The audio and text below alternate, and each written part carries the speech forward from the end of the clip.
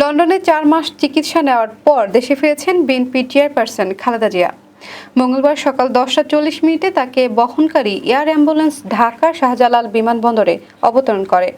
বেলা 11:15টার দিকে খালেদা জিয়াকে বহনকারী গাড়ি বিমানবন্দর থেকে গুলশানের বাসভবন ফিরোজায় যান।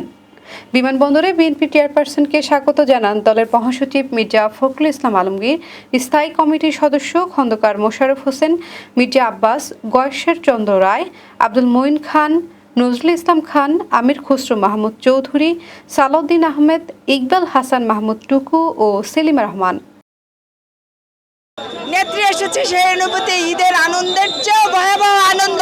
এই আনন্দ বর্ণনা করা যাবে না, কারণ আমাদের নেত্রী যখন চিকিৎসার জন্য গিয়েছিলেন তখন আমরা এদেশের জনগণ, এদেশের তার কর্মী, তার সন্তানরা একটি শূন্যতা অনুভব করেছিলাম। আজকে সে ফিরে এসেছে, সেই শূন্যতা দূর হয়েছে।